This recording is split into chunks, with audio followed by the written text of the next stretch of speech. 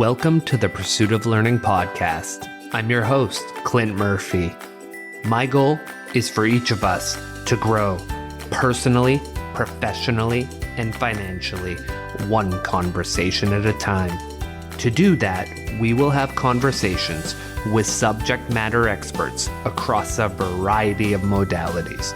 My job as your host will be to dig out those golden nuggets of wisdom that will facilitate our growth. Join me on this pursuit. When we want to create online, there's often three things that hold us back: online critics, our own inner critic, and our fears. Today, I talk with Jillian Johnsrud, author of Fire the Haters, about how to find the courage to create online despite the critics and fear. I hope you enjoy.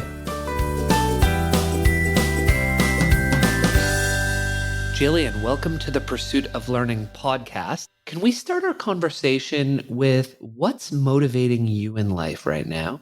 And what are two or three things that you want to get across to our listeners in today's conversation? Yeah. My husband and I and our 5 kiddos just came back from a 12-week vacation in our camper all around the United States. And I guess what's kind of motivating me, like coming off of that mini retirement experience, is to just kind of reimagine life at home, life going forward. There's something really powerful about taking a break and stepping away and being completely out of your element that helps you kind of get unstuck a little bit. So although it probably has nothing to do with what we're going to be talking about today, that's kind of where I'm motivated and jazzed up right now. Well, I'm always willing to have a digression, so that's okay, because we will dive into your book and we'll talk about, it's called Fire the Haters and finding the courage to create online in a critical world. So we'll talk deeply about that. But before we get there, I mean, that's amazing. 12 weeks across the US in a camper, you, your husband, 5 kids. Wow. What were some of the... And 3 bunnies. Sorry, and 3 bunnies. Oh my gosh. Oh my gosh. And so you said that you had some pretty big realizations and you start thinking about your future and purpose. And so what were some of the big things that jumped out at you in the coming years that you want to do now? Yeah. I guess to backtrack a little bit, I'm 39 now. I became financially independent when I was 32. So it's been a couple years. And so we had stepped away from like our 9-to-5 jobs, and I've been pursuing these more creative pursuits these last like 9 years or 7 years. But I think being on this trip, like just the experiences with our kiddos. We live in Montana. It's very cold and snowy in Montana in the winter. It's a little dark and cloudy. And so instead, like we were, hiking in the national parks in Arizona and playing on the beach in California and just doing different adventures with our kiddos every day. And it was really, really lovely. Like all of us had such a good time. And while I love my life at home, I realized that I really love this life as well. Just being outdoors all day, doing new museums or zoos or aquariums or beaches, something different every day. So I think we're going to, we're home now for a few months and we're going to kind of reorganize our life a little bit to make this a more permanent thing moving forward. And would you look to do it full time, or would you look to say, hey, during the summer months in the spring, Montana's beautiful, but when we hit the fall and winter, we'd love to be somewhere sunnier? Yeah, I think we're going to aim for 6 months home, the really nice, lovely Montana summers home, and 6 months traveling, either in the US or abroad. Oh, that's beautiful. I love that. It's a bit of a mission for my wife and I when we hit FI. By then we should, the kids will probably have gone and moved on, but we love Vancouver during the spring and summer. Not so much in the fall and winter. There's a lot of rain and it's pretty cold, like you're saying with Montana, a little dark, a little gray. So why not travel the world and go places that are sunny and warm and create? But to do that, we have to be comfortable creating in this online world. So why don't we dive right in? When you wrote Fire the Haters, what was your motivation and who was your target demographic for this book? My motivation came because I had a really horrible experience, like right at the beginning of my journey. You know, like I said, at 32, we became financially independent and we decided we're going to take a year off. We're going to take a year-long mini retirement. And we had all these different things we wanted to do. Some of it was like housekeeping, like getting caught up on life, getting caught up on adventure. But one of them for me was I wanted to start writing. And I wasn't sure what that was going to look like, but it just like I wrote on my little kind of yearly to-do list, something to do with writing. And so I started a blog and was writing and putting things out there. And, a few months into the process, a big curation site wanted to publish one of my pieces and I was so excited. And when you're first getting started, like every little break is you're like, this is it. This is my big break. This is amazing. It's really happening. And I was so excited until it was published. And what I didn't realize at the time is that writers typically don't write the title of the piece. That's written by editors. And the editor picked a very inflammatory, a very shaming, a very triggering title for my article. And people read that title and they went straight to the comments to tell me how offensive that title was. Without even reading the article. No, of course not. That takes too much time. Just like be offended, comment. And it was awful. And do you remember what the title was? I do. Yes. I don't want to embarrass the site that published it though, because I'm sure Google could find it for you. Okay, that's fair. Suffice to say it was inflammatory and it led to some unfun comments. Yes. And I was a mess. I was waking up in the middle of the night, I was having racing thoughts of rebuttals or how can I explain this or how can I defend myself? I was trying to figure it online. I was overeating. It was a disaster. So I emailed one of my blogging friends and I was like, how do you deal with this? Because how I interpreted that situation was, I don't think I'm cut out for writing. I don't know if I'm the right person for a creative life. This is for other kinds of people, but I'm obviously not the right person for the job because I'm a mess. And he was like, oh, honey, you don't read the comments. I just thought, wait, what? That's an option? You just opt out of the whole thing? And so my motivation for writing this is that I think a lot of people, whether you want to start a business or just, put your creative work online, we have this desire and we want to make some impact in the world, but there's gonna be some haters and some criticism and some fear. And I don't want people to give up like I almost gave up. There is a system and there is a process and there's some perspectives that even though you might not feel like you're cut out for it, you can figure it out. You can get through this. So I wanted to create a book that was just a shortcut. Here's the cliff notes of everything you need to know before you venture out on this crazy, wild internet thing to keep you sane and productive and working. And one of the things that you talk about is people get scared and they decide, I'm going to play it safe. They either slow down, they detour, they hide, or worst of all, they stay small. Because if I don't put myself out there, no one can hate me, right? Can you take our listeners through some of those methods that people use to be safe and why that it's actually holding us back as creators and not allowing us to be our true self? Yeah, I think, whenever we feel attacked, the response is to I need to defend this. I need to protect myself. And so it plays out in a lot of different ways. People will procrastinate. I think every creative has as soon as they're up against, an important project or something they really care about, all of a sudden it's as soon as I clear off my desk, as soon as I organize my closet, as soon as I, all of these artificial kind of demands pop up, or we kind of avoid, or we stay in smaller arenas. I talk to so many entrepreneurs and creatives who big opportunities come up and they freeze and they kind of panic. And even if it's the thing that they always said they wanted, all of a sudden it's oh, wait, how many people are going to see this?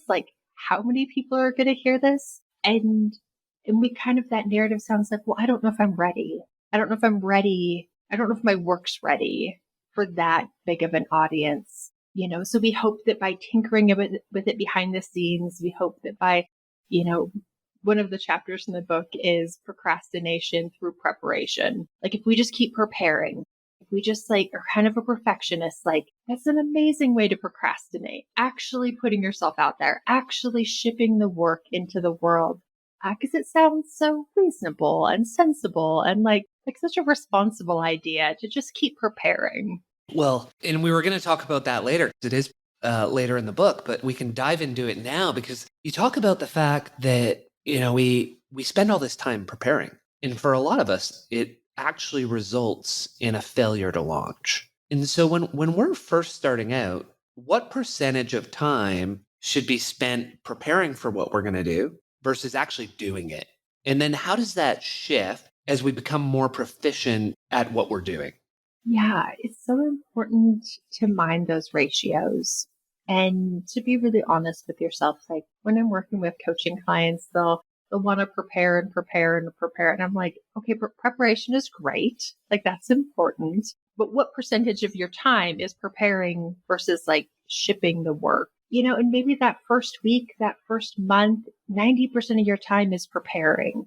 If you think about podcasting, you're going to watch YouTube tutorials and you're going to research different platforms to record and you're going to research your mic and you're going to map it all out. But at some point, you need to record one, put it into the world. And so that ratio might be 90-10, that first few weeks. But then more and more of your time should be shipping the work into the world and less of it should be tinkering behind the scenes. So we want to move from let's call it an 80-20 planning to work to spend your time shipping, right? Fire.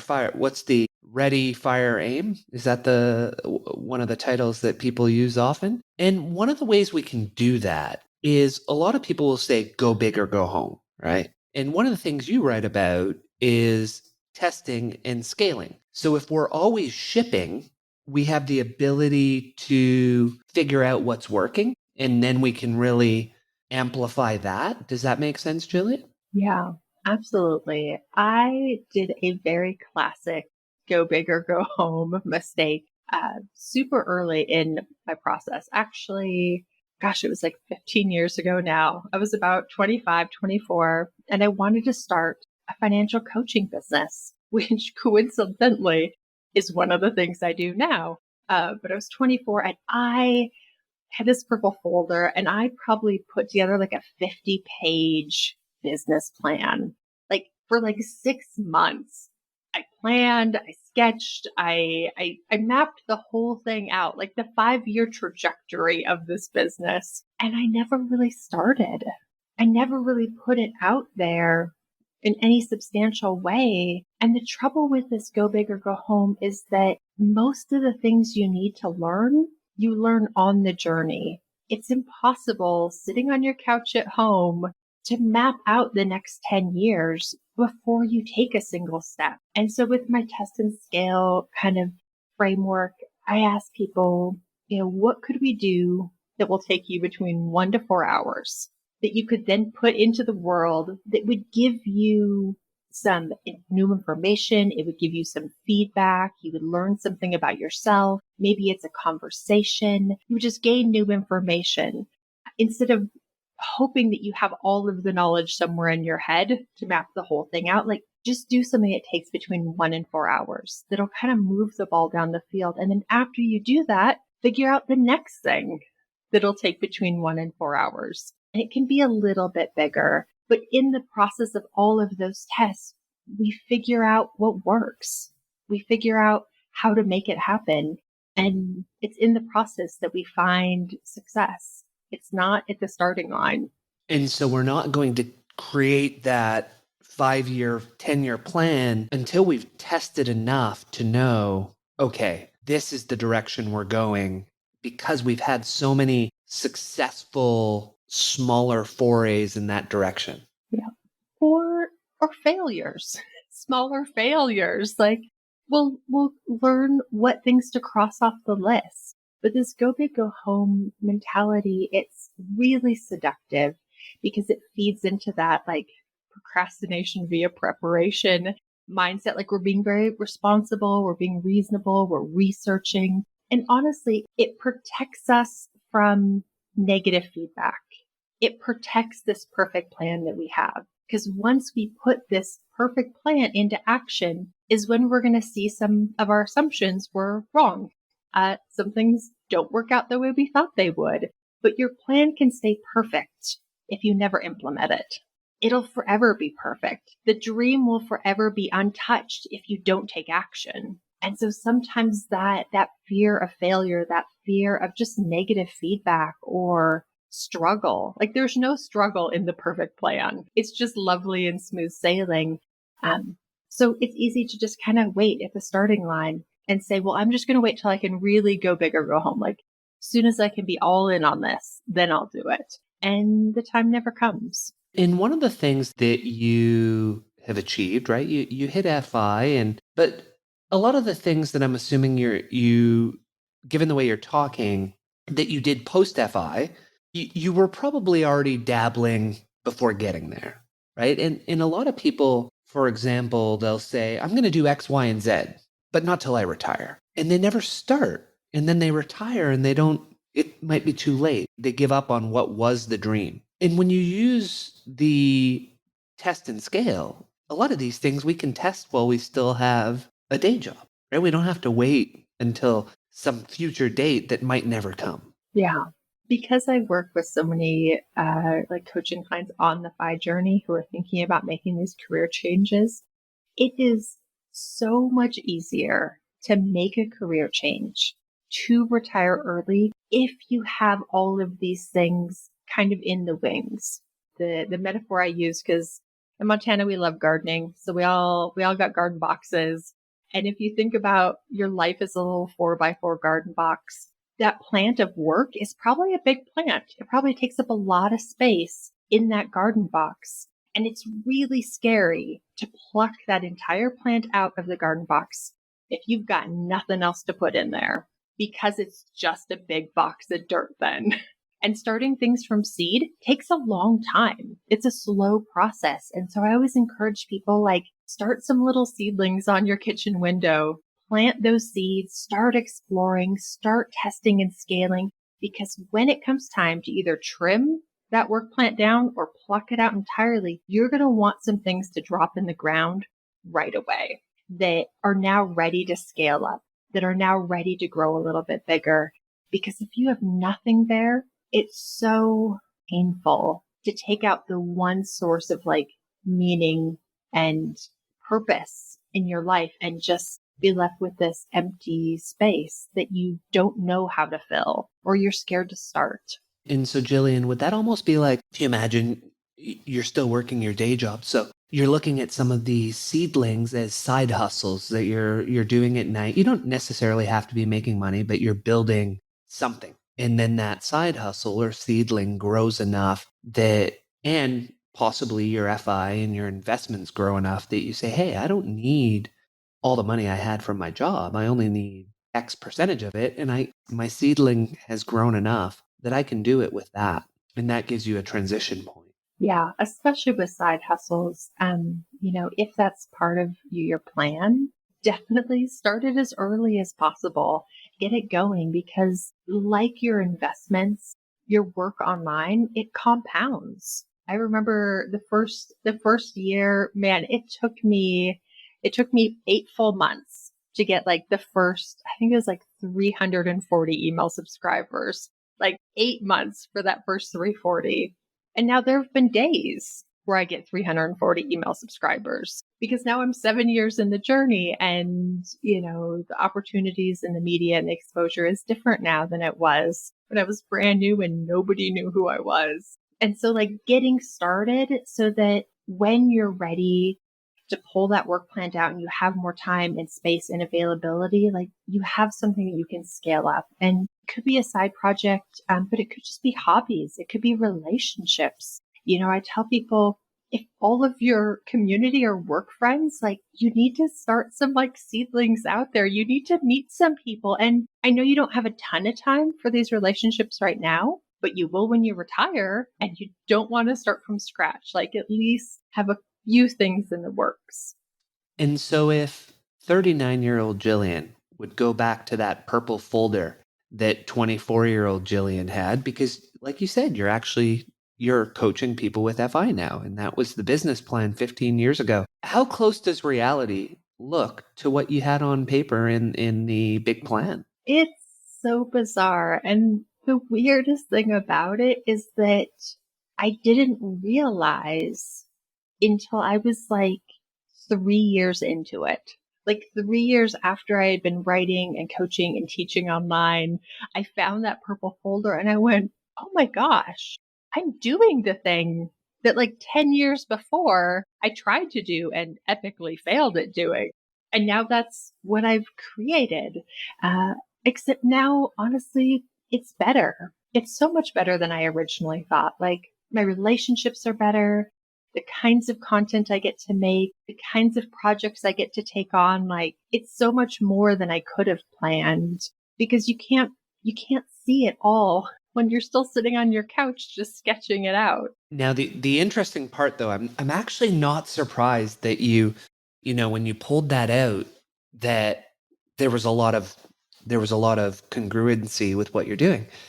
And part of that is I've realized over time, I find like, old goal sheets that I wrote 8 years ago and thought these are the goals I want to do in 10 years, and then never didn't look at it for 6 years. And then all of a sudden you look at it and you're like, wait a second, I've done a lot of these things. And it's just that putting that plan that you did together, or someone setting goals for a far horizon, sometimes we almost plant that seed into our subconscious and we don't realize. We just go about doing it. Even if it would probably be better to have a plan and to work steadily on that goal, but just creating it and putting it into our mind and into the universe, sometimes we get there without even realizing it. Okay, so we jumped ahead. Let's go backwards. So you have this horrible experience, and then you write the book to help others avoid said experience. And so early in the book, we talk about external challenges, then we'll talk about some internal ones. And the first hater that you identify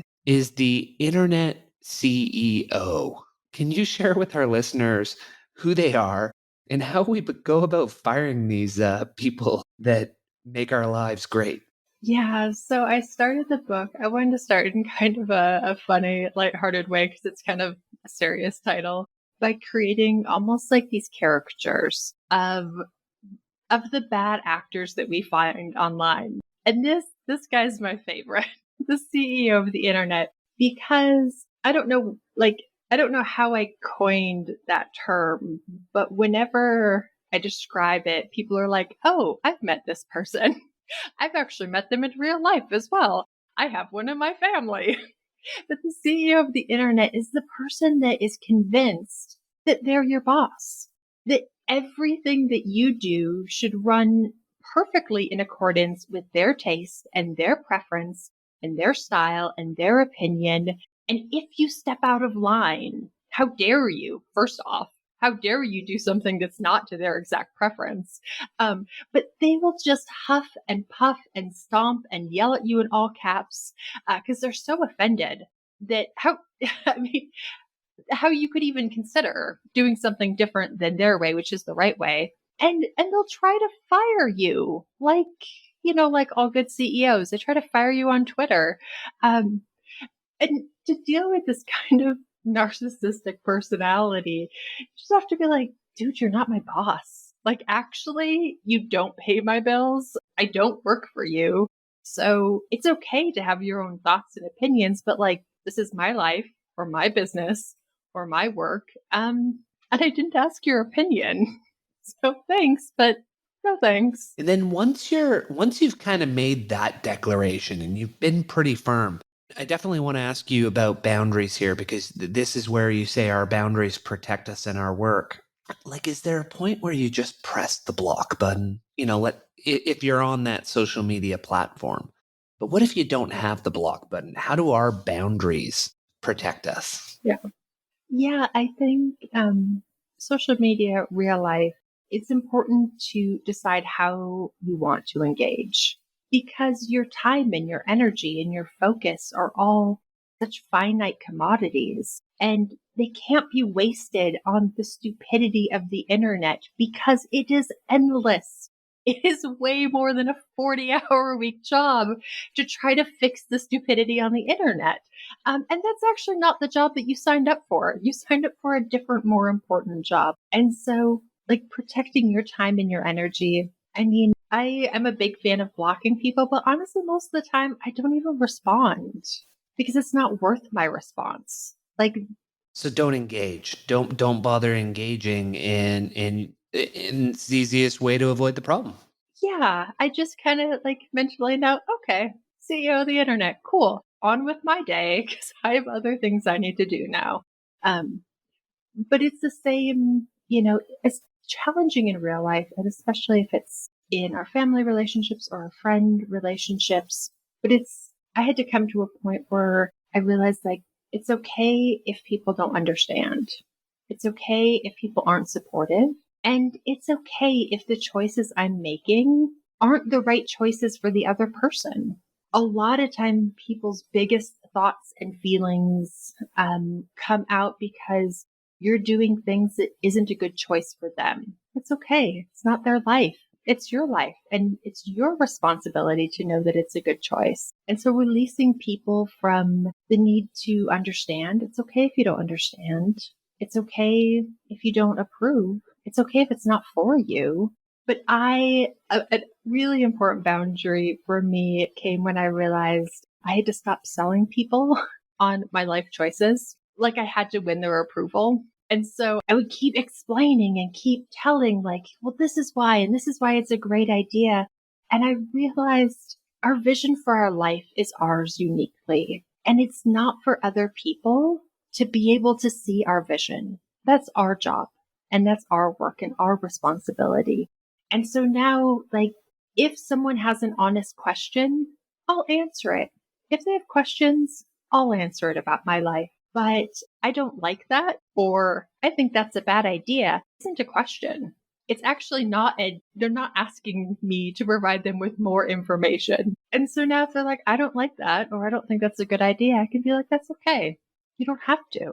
There's two things I want to dive in there. First, earlier you mentioned the stupidity on the internet, and I loved a quote that your friend gave you, which was, I cannot fix all the stupidity on the internet. I'm not the dumbass whisperer. What does that quote mean to you, Jillian? And how do we deal with the dumbasses when they seem to have like a vendetta against us? Right. So now they're not just throwing the odd comment, but they're attacking and out to get us. What do we do there?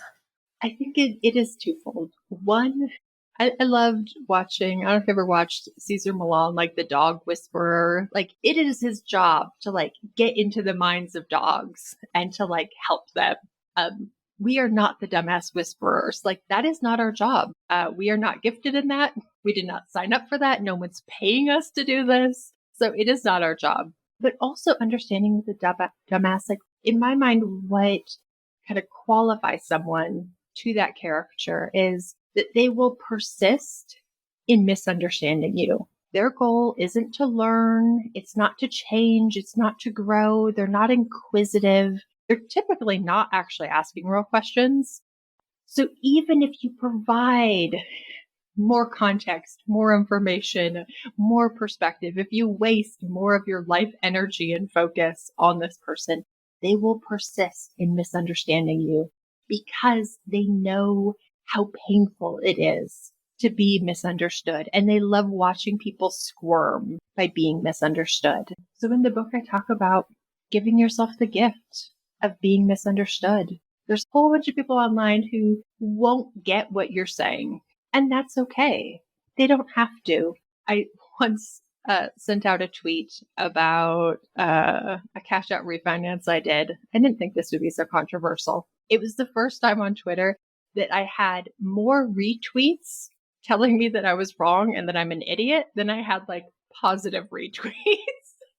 Like, a large percentage of people who were retweeting me were disagreeing with me very fervently. And it's okay. Like, it's okay if they don't understand. It's okay if they don't understand all of my finances or all of my life choices or the pile of explanations. Like, that's not for them to understand. It's a tweet. I cannot put my entire life story into a tweet. And so they misunderstood, or it wasn't the right choice for them, or it wasn't to their preference. And that's okay. They don't have to understand. It doesn't have to be to their preference because it's my life. Yeah, I almost want to. That's one I would love to dive into because I know in the FI Twitter space, there's a lot of us who regularly have debates about whether you should pay down your debt or not.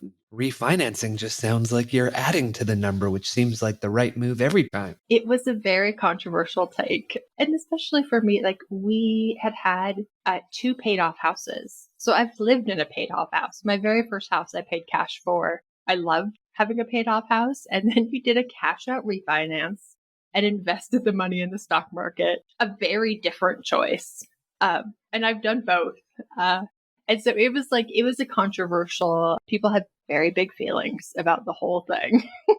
Yes, I'm on Team Jillian on this one. The second part about it was you talked about how for some of the people, it's not actually an issue with us, right? It's that we're poking a trigger that they have. We're poking I think you called it a bruise that they have. And you had a beautiful metaphor for this one. You said it's almost like we've pushed over their apple cart. And once we've done that, fight's on, right?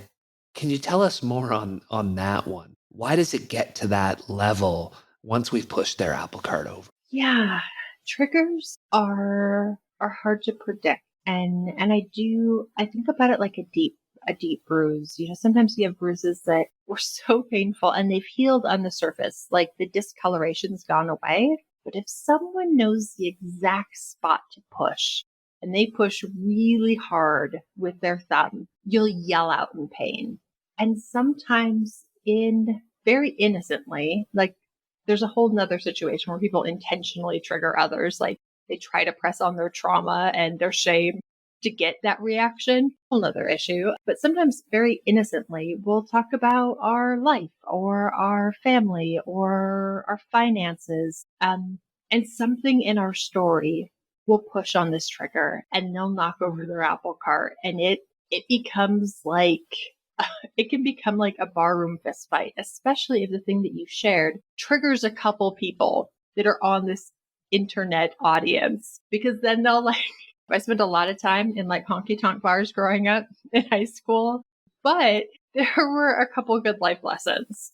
In this online space, we are the bartender, and the rules of the fight are the bartender cannot start throwing punches. All right. Walk us through this, okay? The bartender cannot get involved in the brawl. If the bartender starts fighting with people, all good, decent people sneak out the back because nothing good is going to come forward from this. And so understanding that like this can happen, and it can happen in spaces that we're responsible for, whether it's in the comment section of our social media or on our website. You know, if it happens in spaces we're not responsible for, that's like kind of not my circus, not my monkeys. Like if it's someone else's space, like they have to deal with that and they're responsible for their spaces. But if it happens in our spaces, like we have to realize that this is a phenomenon that can happen and also not take it personally, because it really isn't about you. It's about them. It's about that deep bruise that they have. It's about this hurt that they have. I had a situation that was so odd. I wrote a guest post for a very large website. And after I posted it, I realized that was maybe a little overly flattering. Like, not that I meant for it to be, but when I saw all the stories that I strung together, I looked a little bit like superhuman. And I was like, oh, maybe I should have like balanced out that narrative a little bit. And all the comments kind of reflected that, like, you're such an amazing person. And then I got to one that said, you're the most selfish human being ever. How dare you? And went on a couple of paragraphs. And there again, my mind starts racing. Like, what did I say? What story, like, is she referring to? Like, what did I do? And then I read her comment again and I went, oh, this isn't about me. This is obviously her story that she's over-identified and mixed with mine. And I don't know what character she played in her story, but like all of these feelings she's having, like that's her life coming out because it clearly did not match my life. And in those situations, especially when it's an individual like that, just having compassion, like life is hard. People are going through things, and sometimes trauma and pain takes a long time for us to work through. And so if people have an apple cart moment, just kind of wish them well, hope that they, hope for the best for them. Because on the flip side, as creators, unfortunately, we're also human. And oftentimes we have our own deep bruises that these bad actors on the internet will intentionally try to find. They will seek out the deep bruise and they will try to push on it. And so also with boundaries is finding ways to kind of protect, those weak points that we have. And that brings up, because you talked about something that was an epiphany for me. You said, you make a thing, you make the rules. And I recognize that I often fly blind. I don't have rules and I just end up burning out and getting exhausted and don't have time to create. And it's probably because I don't have enough rules in place. And you have 4 types of rules that you talk about that we should have. Rules for ourselves, rules for our online presence and audience, for our brand, company, and products, and then understanding the rules of our industry and niche.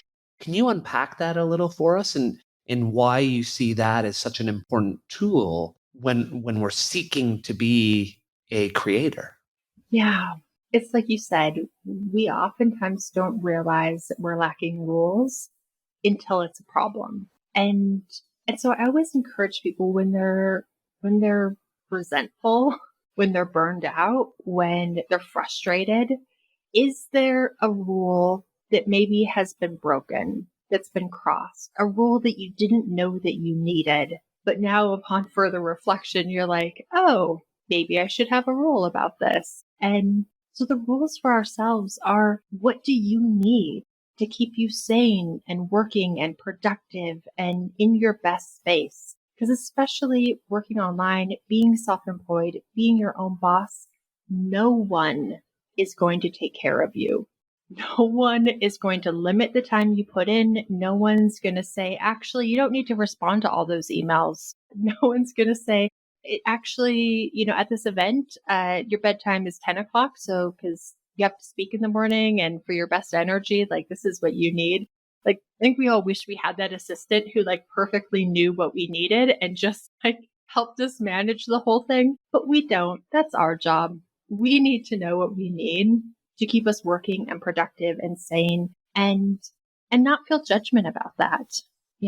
I remember I used to feel really bad about not answering everyone's email. And I was lamenting this to another content creator. I'm like, there's so many emails and I'm getting lost and I'm not writing and I just feel like I have to respond. And she's like, wait, what emails are you responding to? And I'm like, well, people send me all these emails about this stuff. And she was like, you don't have to respond to those. Like, you didn't ask for that email. Like, you did not request this. They're basically spamming you. Why are you responding to spam? I like this, Fred. And I was like, oh, like it had never occurred to me that I didn't have to respond to every single email. But the reality is I'm not going to get any work done if I do. And so protecting your work, those are kind of the rules for yourself. And when you have online platforms, I guess it's your responsibility. That's a space that you've created. And so you have to create rules like, how are people allowed to talk to each other? How are they allowed to interact? What are they allowed to post? Because if you don't, it gets ruined. It gets ruined by the worst 1%. Will ruin any good thing on the internet if you don't have rules. They're worse than like dandelions. They just propagate the whole thing. I don't know. But for your brand, what are some rules around your brand? How do you treat customers? How do you treat audience members? How do you respond to people? Like, what's kind of the tone that you take?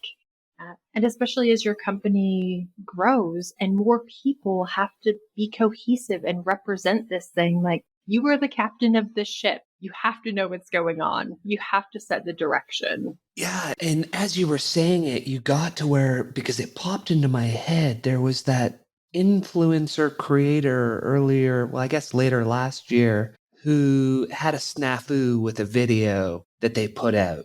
And then the next day did an apology, but the apology was really poorly done. And then there was an apology about that apology having been written and put out by my team. And to your point, you can't blame your team. You're the captain of the ship.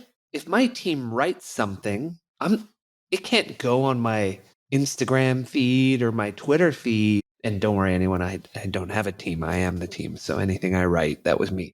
But if I did have a team, I have to take responsibility for any message they put out, right? And so your point is, well, at least have rules for what the brand is, values, like this is what we put out. So you can train those people. But at the end of the day, anything that goes out under your company or under your brand, that's us, right? That's on us. Yeah. Yeah. And it'll happen to everyone, especially content creators. At some point, we'll say something stupid. At some point, we'll inadvertently offend someone. We'll say something that can be misinterpreted by a large segment of the population.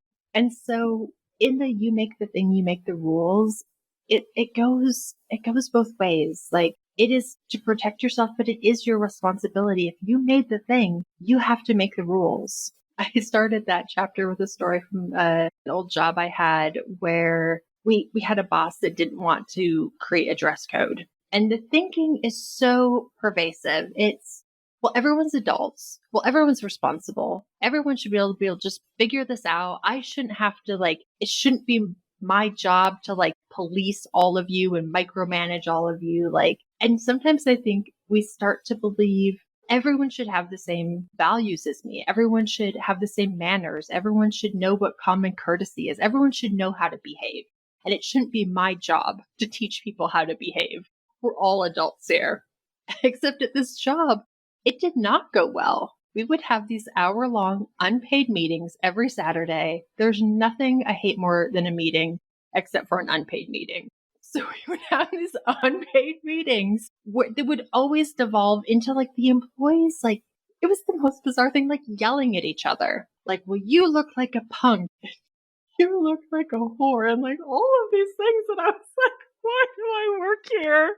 Why is this my life? It was just the worst. And it's painful for a lot of people, but if you make the thing, you have to make the rules. Whether you want to make the rules or not, whether you think you should have to or not, it is your responsibility. Because you can't just hope that everyone's gonna have all the same sensibilities that you have. Because I assure you, with a large enough group of people on the internet, some people won't. You often realize, and some of this takes age, right? And it takes experience and recognizing that often you have to put rules in place for the lowest common denominator. And it's not pleasant. And you want to think that it's not there, but it usually is. Yes. My family and I go to a lot of national parks, and national parks, especially Yellowstone, has all of these crazy signs. Every one of those crazy signs is because someone broke that rule. Someone tried to feed the buffalo. Someone ran across the geyser. Someone did the thing, and it ended really badly.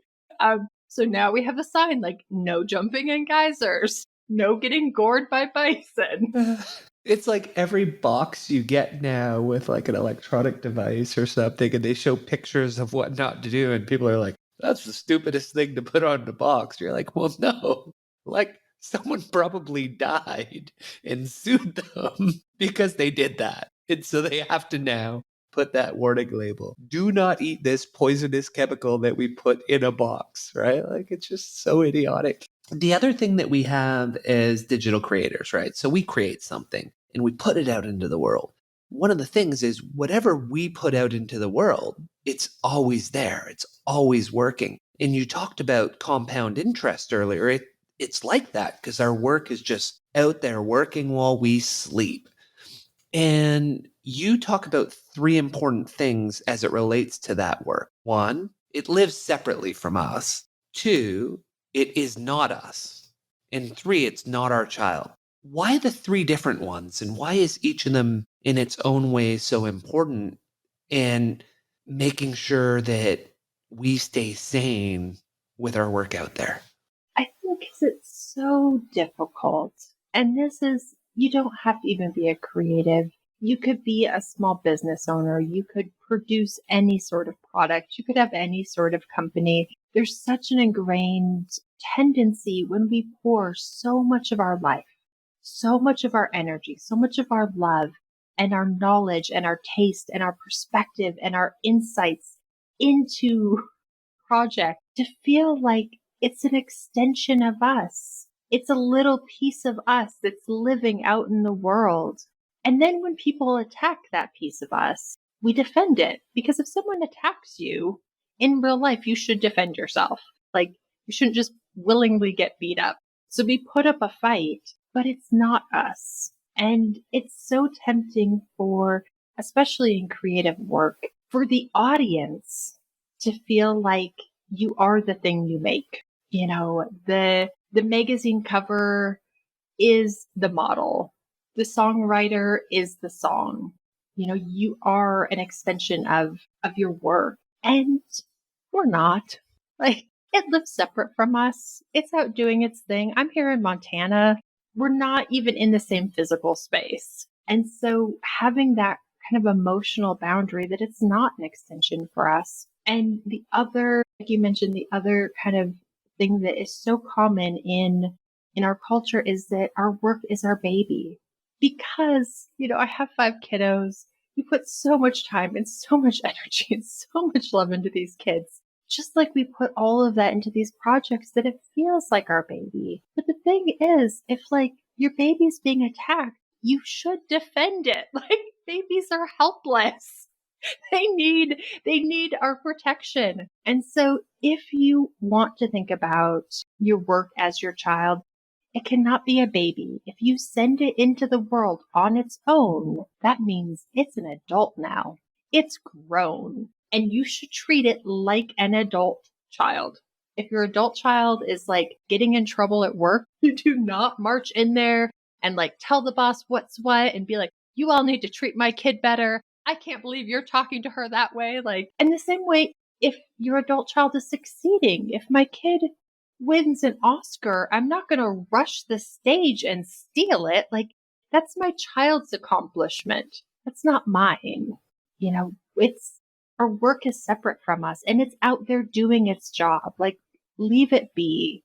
It's a professional. It can work without you like helicopter parenting it. And so it's a good point too, right? Because even if you think about, let's look at Twitter as an example, you know, you're on it, you're trying to grow, you're trying to learn techniques, and you have your first viral post. And now you can't stop. Every 5 minutes, you're like, oh, how many people liked my post in the last 5 minutes? Like, you're almost in that situation, becoming too attached to the work, too attached to the result. Maybe it's you're too attached to the dopamine chemical that's getting released every time you see another retweet or another like. And does that tie to that and saying, hey, just let it go? Like, you published it, you press send, go spend your day with your family and just let the tweet do its work. Yes. Yeah. It has a job separate from us. And the healthiest small business owners or creatives like can separate that, and they can have happy, meaningful, full lives outside of the work and the job that their work is doing. Because you have to have that emotional boundary. You know, I'm just like with my adult kids, like I would be frustrated or, you know, disappointed if my adult child got fired from a job. That's a bummer, but I didn't get fired.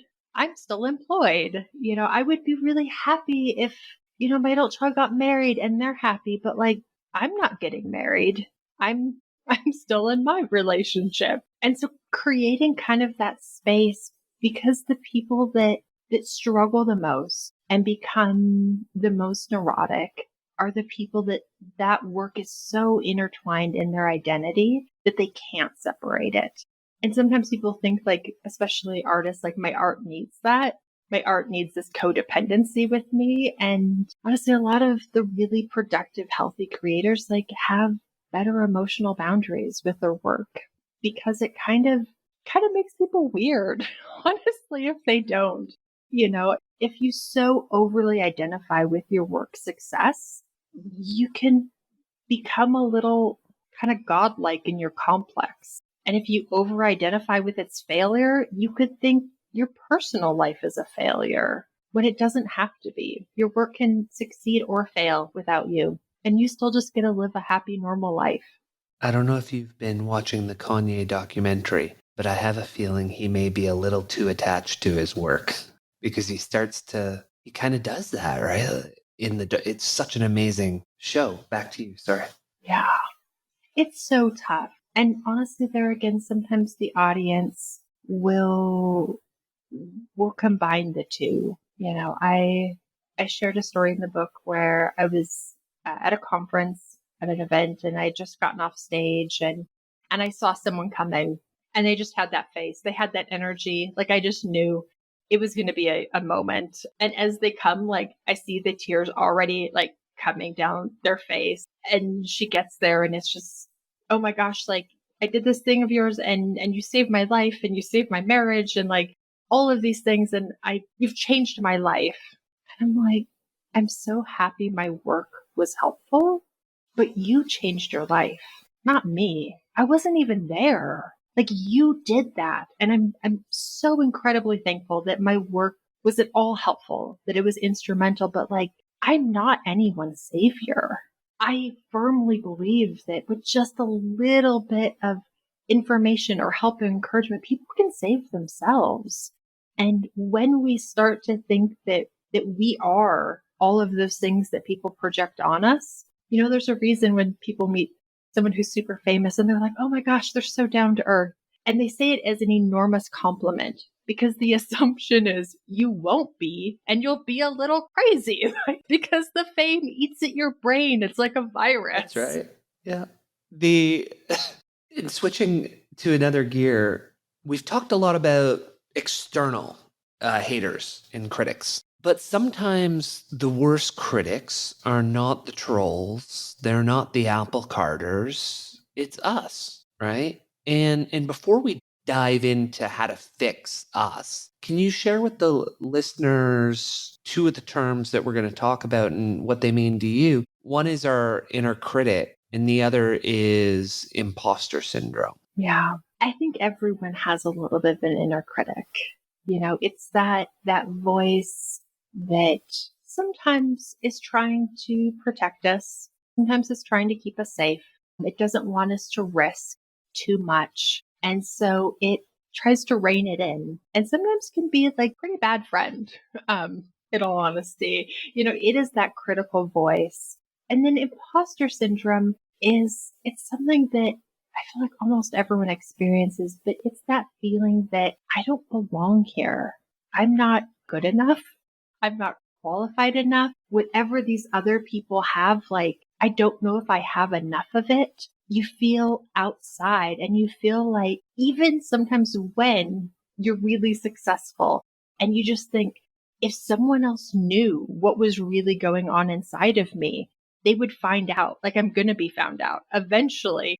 Like all these people think that this is so great, but once they know, like the gig is up because I'm actually not good enough to be in this room.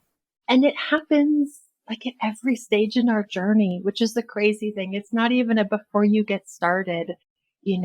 Whenever you move into bigger spaces or bigger circles or bigger projects come along, you think, that next promotion, that next raise, and you think, oh, actually, Do I deserve this? Am I good enough for that? Like, do I deserve that? Like, surely there must be someone better than me. And the interesting part about that one is we can know we're capable of it, right? And yet still feel like we don't belong. Like, oh, there's no way I should be doing this job. Like, how did they all fall for it? Like, how am I still here? It's such an odd feeling. Yeah. And we all have our different reasons why we feel like we're on the outside. And some of them, they don't even make sense to other people because they are kind of like our own personal trigger. I share in the book, one of mine was being from Montana and being from a small town. Sometimes I would go into spaces and just think like, everyone's going to know, like, I'm not like you. I'm a small town person. Like, do you know where I grew up? Like, do you know, like, how modest this was? Like, it was me and cows and like wheat.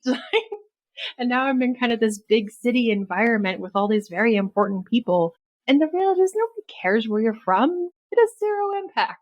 It doesn't change, how you articulate things, how you process information, how skilled you are, like what value you bring to the table is not determined by the zip code you were born in. And yet we all have those things of like, oh, do I really belong here? And so let's maybe tackle each one of those ones one at a time. What are some ways you've been able to use to shut off or shut down the inner critic? So I took on a challenge. Gosh, this must have been 10 years ago. I heard a speaker at I was at a mom's event. It was moms of preschoolers. So it was 50 moms of preschoolers all sitting at our little tables in a room, and a speaker got up and was talking about negative thoughts and how we have, thousands of thoughts a day, and 75% of them are recycled thoughts. They're thoughts that we've had before. They're not original ones. We've thought this a lot of times. And the most common ones to recycle are negative. And there was something about just that moment that I committed I would start small. And I would start with just myself. I would never say a negative thing about myself. This was like, man, 3 weeks after I'd had my baby. So my body was fluffy. It was adorable, like a Shar Pei puppy. Like, there was so much going on. And so I just started like, okay, not going to say anything negative. Like, oh, this is new and unique, and how soft and fluffy this is. But it took a lot of practice. So that inner critic, it better come with something constructive and something helpful. I would never say just something negative or hateful towards myself. I'm like spelling, I'm dyslexic. So there's nothing that can spell correctly at all. But instead of being like hurtful towards myself about that, I would say things like, it's a good thing I invest in Grammarly, or like, my editor is worth her weight in gold. Like, I give her lots of work to do. She probably makes more money off of me than anyone. But finding things that are constructive to move us forward instead of things that are just hurtful to yourself. And have you ever tried or discussed thought auditing with anyone? Is that something that you've come across in your work, Jillian? Yeah, I do this a lot with coaching clients when we have, when they're having a struggle or a challenge. And one of the things I'm actually doing now this year, I'm focusing on my health. I came back from that long vacation. I'm like, okay, I'm in a good frame of mind. I'm rested. I've washed away some of the grime mentally from the last 2 years and ready for a fresh start. Of course, like, a war broke out, but I'm gonna try to focus, not be distracted by all the human suffering. So knowing what those thoughts are, knowing what that narrative is when you come up to this challenge, and taking note. And for me, one of my narratives, I've been doing food tracking. My negative narratives is, this is too hard. This is a hassle. I don't have time for this. And so knowing that I need to combat that, because that's the trap I fall into, I've started timing out my food tracking. I need enough data points. How long exactly does this take me to do? And it takes me about 60 seconds. Weighing myself also takes about 60 seconds, and doing all of my measurements takes 6 minutes. So when those thoughts come up of like, this is a hassle, I don't want to do this, this is frustrating, to be like, okay, this is 60 seconds. We've tested this about 40 times now. So I think you have 60 seconds. There's so much power there, and people don't realize how much our own thinking holds us back in any space I've ever been in, anytime negative, the inner critic comes up, I always reference the book Feeling Good, the New Mood Therapy to people, because once I learned how to shut off that inner critic, my life just changed. It was like in every single category: financial, physical, mental, spiritual, emotional, career, everything was just instantly better. And it was simply because I didn't let the crazy little roommate that lives in my head talk crap all the time, right? Like, oh, that person said that because they don't like you. Oh, that person. No, like, you're not allowed. You're not allowed to share your thoughts, little guy. Shut them off, right? So, if anyone will have that book in the show notes. And inner critic, definitely something we need to overcome. On the imposter syndrome side, one of the things I love that you wrote was the professional ships their work and stands by that identity. What does that mean as it relates to imposter syndrome for you?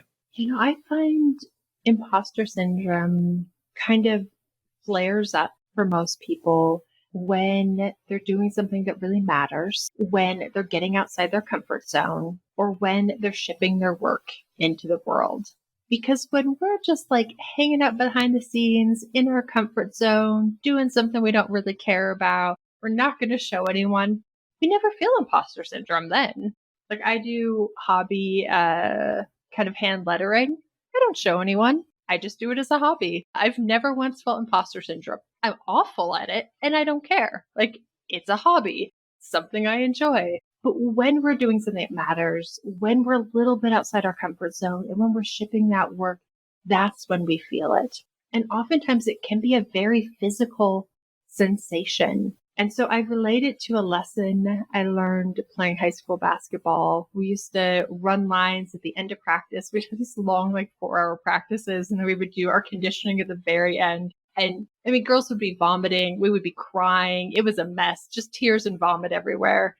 And it's so easy when you're feeling that way to think, oh, I'm doing something wrong. Obviously, I shouldn't be here. I shouldn't be doing this. I'm not the right person for the job. But I realized that oftentimes in those moments, you're doing exactly what you need to do to get where you want to go. So taking all of that nervous energy, taking all of that anxiety and saying, oh, I'm actually doing what I should be doing. I'm doing something that matters. I'm getting outside of my comfort zone. I'm shipping the work, putting it out there. Like, this is exactly what I need to be doing to get where I want to go. But sometimes we just misread that signal. It's like, if you were in the gym and you've never worked out and you start sweating and you freak out, you're like, there's like water coming out of my skin. And so my face, like, I should get off the treadmill. I should never come back here. Like, I'm having like a medical condition is happening to me right now. But if you know, oh, actually, wait, like, this is just a sign that maybe I'm doing what I need to do to get where I want to go, and just kind of flip that narrative. So whenever I'm going into a space that, I feel like, wow, everyone's so much more accomplished than me, or I'm getting on a stage and I'm like, wow, these are really amazing speakers. I'm shipping a big project. I just think, yeah, I'm feeling it. I'm feeling like the tears and vomit, but I'm doing exactly what I need to do. Something that you said right there was really powerful, because it's partially imposter syndrome, and then it's even more than that, right? When we get on that stage and we see these big names around us, we wonder, why am I here? Right? And something powerful that I really love that you use is, why not me? Right? It's so simple, so powerful, but it's a little bit scary. And why do we think not me when we're on that stage? And how can simply in changing it to why not me? How can such a simple shift in thinking make such a big difference? I believe it's because at every point, every creator, every entrepreneur, everybody who tried or aspired has been told to quit for some reason. And just that alone, I want to pause there. Like, obviously, we can't all quit or else all creating stops. Throughout our lives, people tell us why it shouldn't be us. People tell us why we're not good enough, why we don't belong. Being dyslexic, I had extreme shyness, extreme anxiety as a young kid. Like, my best friend in second grade, my brother told her that I was a mute, and she believed him because she had never heard me speak. My best friend. was like, yeah, I mean, what else was I to think? You never spoke. And so, it's easy with spelling for people to think, well, if you can't spell, you obviously can't write. You shouldn't be a writer. Can't spell, you shouldn't be a writer. Like, that's pretty clear. Without realizing that you don't have to spell to have ideas. You don't have to spell to have stories. You don't have to spell to have passion for something and want to share that with other people. Like, none of this is dependent on your spelling ability. And so I think we internalize all that negativity. We're too tall or too short, or we're too fat, or we're the wrong color, or we're from the wrong part of town, or the wrong family, or we're too smart, or we're too dumb. Like, someone's told everyone that they don't belong for some reason. But I think you have to confront that honestly and say, but really? Like, why not? Like, I know that this was some person's opinion, but why not me? Like, what exactly disqualifies me? Is there a rule in the rule book? Like, is there a committee that says actually dyslexic people are not allowed to write books? Am I going to be thrown out of this space? And the answer is no. Like, that's someone's stupid rule. They can keep it. It's theirs. If they like that rule, sure, it's for them. It's not for you. And so even though we have things that might be setbacks, that might be challenges, it might take longer for us to get to our goals, it's not a reason not to start the journey. It's not a reason not to try. And it doesn't disqualify you. And how do courage and dedication come into that? Yeah. I mean, I think it is a love for your dream and for your goal, and deciding whose voices are you going to listen to. Like, it takes courage in that it's not going to go smoothly. It's not going to be obstacle free. Like, you will face challenges. You will get stuck. You'll be out of your depth. You'll be out of your comfort zone, and you have to choose to move forward. All good things happen outside of our comfort zone. But the thing is, outside of our comfort zone, by definition, is uncomfortable. There is no comfort outside the comfort zone. And so you'll feel this discomfort, and it's not a sign. It's not a signal to quit. It's a sign that you're growing. And that takes that resolve to the process. And, the one group we hope we can rely on when things are rough is family and friends. But you point out sometimes they strike as well. Not just our inner critic, not just the trolls online, but also our own family, our own friends. And the three main points when they usually strike are when we're getting started with something new, when we fail, and this next one's odd for a lot of people, but I've done a fair amount of reading on it as well. When we succeed. Why is it that our family and friends strike at those times? And how do we keep going through it? Like, how do we just let it go and do the work? Yeah. When we're starting, like we talked about before, your friends and family probably don't have the exact vision for your life that you do. They can't see what you can see. And so they're oftentimes just trying to protect you from failure because they know they couldn't handle the failure. They know it's not for them and that they wouldn't be successful. So they kind of transfer that to you and try to protect you from that failure. But the reality is a whole bunch of people aren't going to see your vision until after it's done. And so you can't wait around trying to sell them on this idea that they're not going to see. And they might not see it till like a couple years after it's done. Then they'll be like, hey, that was a pretty cool idea. But like, you can't be like, that can't be the green flag that you need to get started because you're not getting it. And when we fail, I think it's instinctual. You don't want to see your kids get hurt. And when my oldest was really young, I was always warning him about like burning his hand on the stove. We lived in Germany at the time. So I'd be like, it's heiß. And I remember after he got burned one time, I was like, see, like, it's hot. Like, don't do that. Like, please stop touching the stove. And so I think that's our nature. Like, we don't want to see the people we love get hurt. And so when they get hurt, we're like, see, like, don't do that. Stop putting yourself in these situations where you're going to risk and where you're going to get hurt, because they're trying to prevent us from making the same, in their eyes, mistake. without realizing the process that we're testing and that we're scaling. And yes, we're outside of our comfort zone. And yes, we're growing and sometimes we're failing, but that's the price of admission. You're not going to be successful if you don't pay a couple failures along the way. And they just don't have that vision. They don't have that perspective. And you kind of have to let them off the hook. It's not their job to understand. You need other people in your life, other people in your circle who know that like it's part of the game that you're playing. You know, if you said, I want to be a great published author, but like everything has to be green flags. Every agent has to say yes. Every publisher has to say yes. Like it's not going to happen. That's not how the game is played. So kind of letting them off the hook. But success, this is so hard.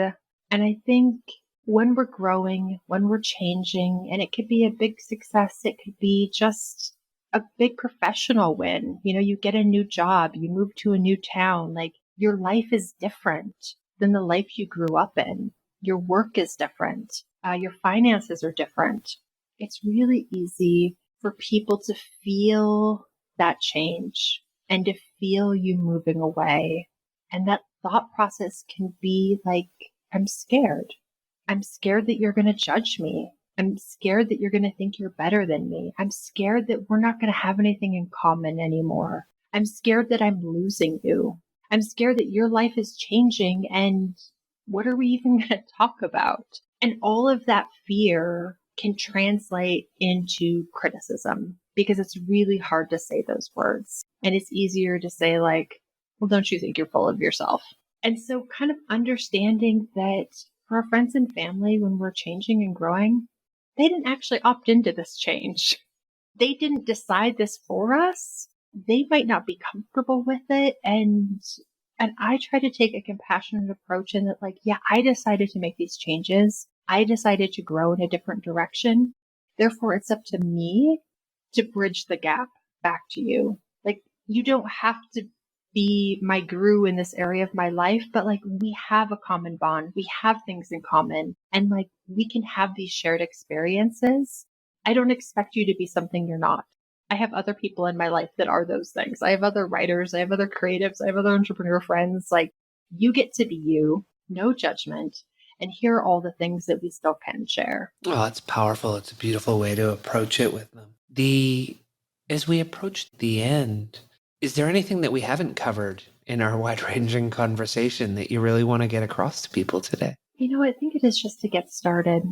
Like whatever your goal, whatever your dream, whatever life change you want to make, whether that is being a creative or starting a business or losing 100 pounds or moving overseas, like, or retiring early, you know, not everyone will get it. Not everyone will understand. That's okay. And you don't have to go big or go home. You just have to get started and you'll figure it out on the journey. Like all of the answers are there. You just have to turn over all the rocks to find them. Like Legend of Zelda.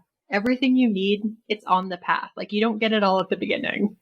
You got to find it as you go. Start taking the steps and you'll find what you need to do what you set out to do. That's such a powerful way to wrap things up. How can our listeners find you, Jillian? Yeah, JillianJohnsrud.com and on social media, but I think I'm taking a break from social media this year. But I have a lot of free resources, financial, one on mini retirements, intentional living, some free courses there that are a great place to start. Excellent. Or you can find my book on Amazon. It's everywhere. Fire the Haters on Amazon. Excellent. We'll get all of that in the show notes. And I appreciate having you here today. There's a lot of wisdom dropped in that conversation. Thank you so much for having me. Thank you for joining us on The Pursuit of Learning. Make sure to hit the subscribe button and head over to our website, thepursuitoflearning.com, where you will find our show notes, transcripts, and more. If you like what you see, sign up for our mailing list. Until next time, your host in learning, Clint Murphy.